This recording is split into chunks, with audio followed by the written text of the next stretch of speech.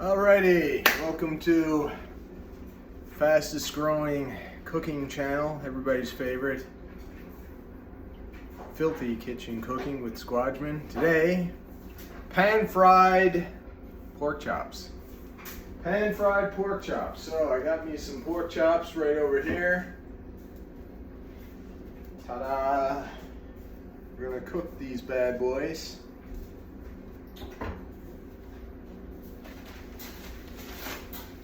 So first step is I'm going to get rid of some of this liquid. Pan is on medium heat. I'm waiting for the smoke point of the olive oil. So once that smoke point is reached, we are going to cook these fine chops pork. Still nothing. A lot of liquid coming off these. Unfortunately, these pork chops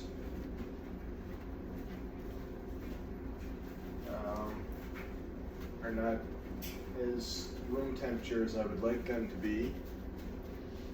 So I might turn up the heat just a tad, but I probably won't.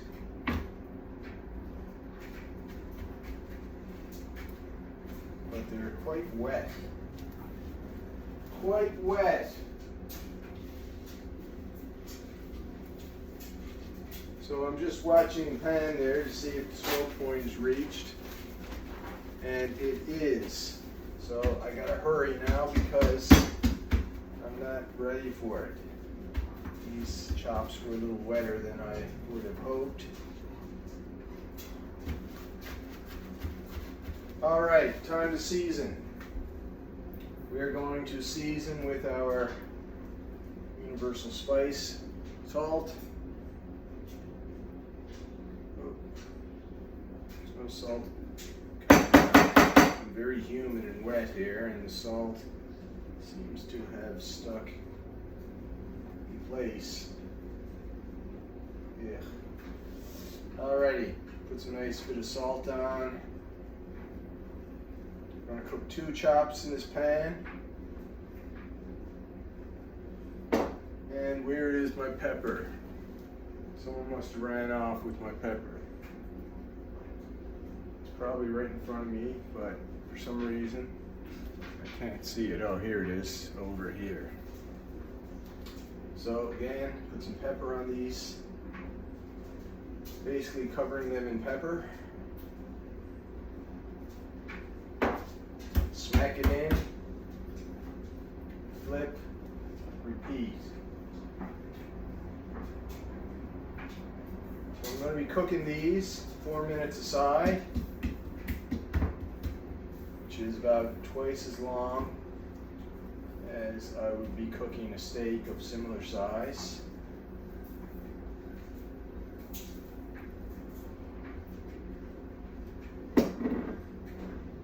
Ooh, gotta hurry.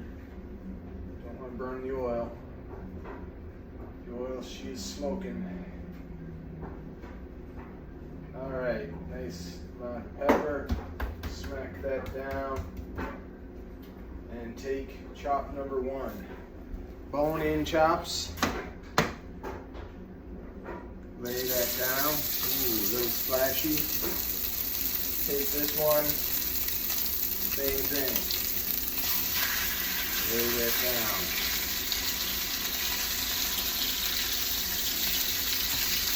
Now, rinse off.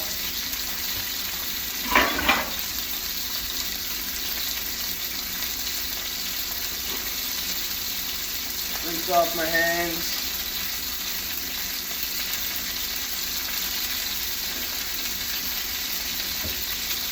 Now another thing that's different than when you're cooking your steak, generally when you put your steak down, you don't want to move it. You want to put it down for the full 2.5 minutes, depending on how thick it is, and leave it, and then flip it once, another 2.5 minutes, and then it's cooked. With these pork chops, you can actually flip them at the 2-minute mark and then flip them again. You can flip them twice. I probably won't do that. I'll probably just leave it, but possibility's there. Now generally, for a better pan-fried pork chop, you would use the wrought iron or cast iron. That's a cast iron pan, not wrought iron. Wrought means you're a smith or a blacksmith. The tool has hammered on it. Cast iron means it's just poured into a mold and let cool. This is a cast iron pan. The reason I didn't use the cast iron pan is these pork chops are a little big, and my stainless steel frying pan is a little bigger. So for that reason, I'm going with the stainless steel.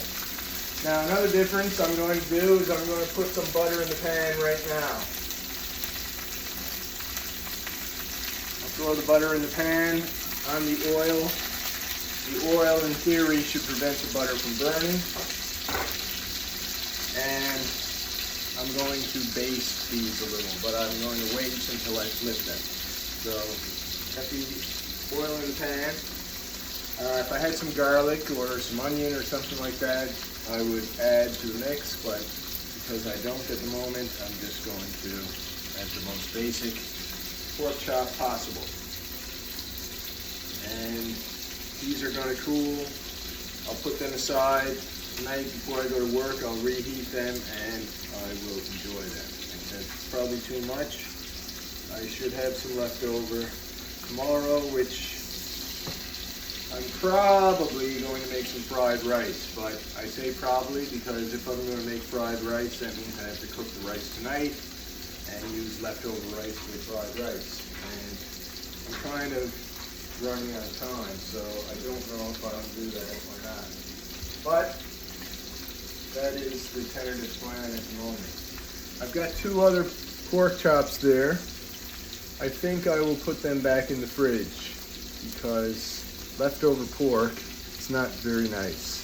It doesn't really tickle my palate. Some of you out there in YouTube land might disagree, but for me, I like fresh cooked pork. And as I said once before, if there is some leftover, yeah, I'll probably put that in a fried rice. So I'm going to use this container for the remaining 2 pork chops, and I will cook them tomorrow.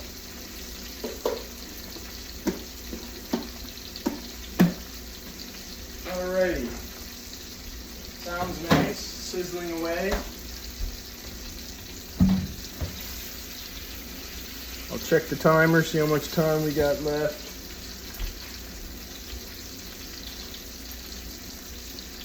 I don't know where my garbage bag is, but I will deal with that garbage shortly.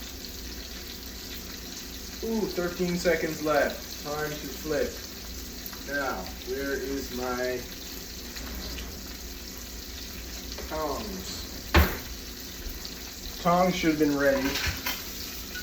Oh, there she goes. There she blows, as old Ahab's mates would say.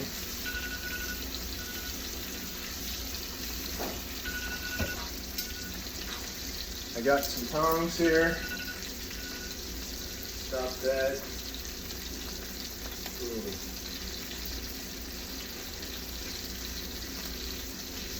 I should do the Hey Siri thing, but looky, right there. Looking good. Looking nice. Smelling peppery. So there's some rendered fat. These actually are quite lean. There's a little bit of rendered fat. The butter is getting brown. I'm going to throw a little bit more butter in there. And I'm going to start to baste.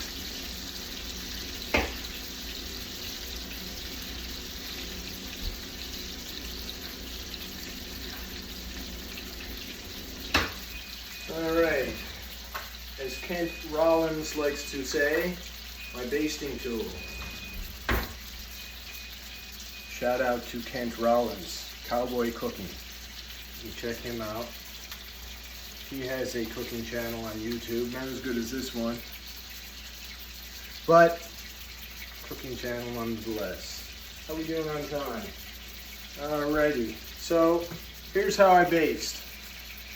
I'm going to tip the pan away, grab some of that oil and butter, and just splash it over top of these pork chops.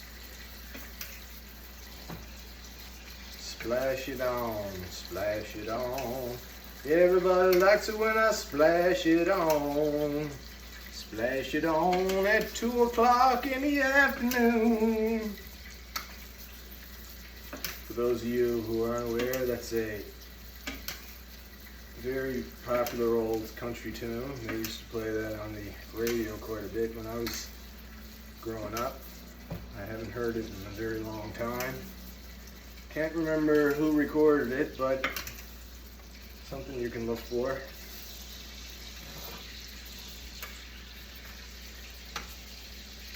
Ooh, these pork chops sure do look fine. Alright, how much time we got left on the old timer? 1 minute, 33 seconds. I got some watered down orange juice here. It's been quite warm.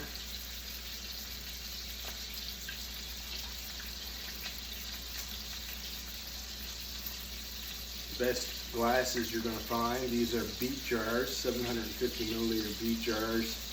They make excellent drinking cups. They're very strong.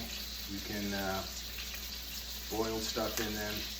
They're not going to crack, not going to break. Very tough, much better than store-bought type drinking glasses in my estimation. And they're reuse, reduce, recycle, all that stuff. My basting implement, oh, here it is. I found it. Always in the last place you look, they say. Well, why would you keep looking if you found it? Old joke, yes, we know. I keep telling my joke writers to come up with more original material, but what can you expect?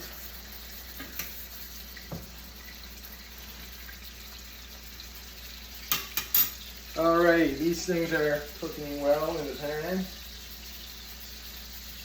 Ooh, time up. Look at that. Time for a plate. Stop that timer. Turn off the heat.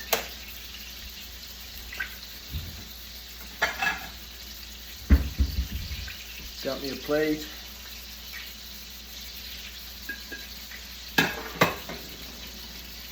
Now, I'm going to baste once more in the pan.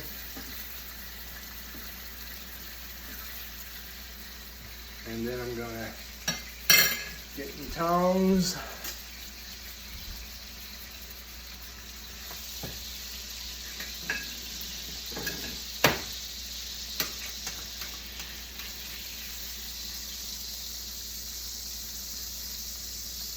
Ooh.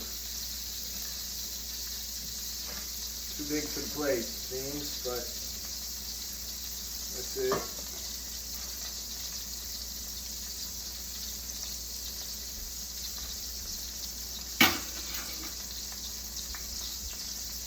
Now, the key is I'm going to let that rest. Of course I'm going to let it rest because I'm not going to eat this till tonight.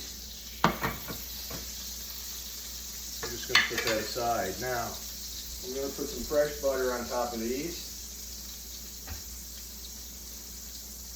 and just let it melt on top. Generally, I would put it in the pan and let it melt in the pan and then pour it over. But the reason I'm not going to do that is because that oil is pretty spent in there. What happens when oil cooks is it becomes acidic and not exactly the best for your health. It's the same thing when your oil breaks down in your motor, in your vehicle. It becomes acidic, doesn't do the job that uncooked oil does, which is why you have to change your oil from time to time. Alrighty, so these pork chops are looking good. I'm sure they're tasty, but you wouldn't eat them now. Basically, after you cook your pork chops, best thing to do is to let them rest for about 8 minutes, or as long as you cook them. What happens then is the juices go back into where they came from and you get a nice juicy chop. Anyway, this video is getting quite late, quite long, so there you have it, pan fried pork chops. Anyway, who loves you, baby? This guy. Till next time, goodbye. Anything you'd like to add, any comments down below, please, and till next time.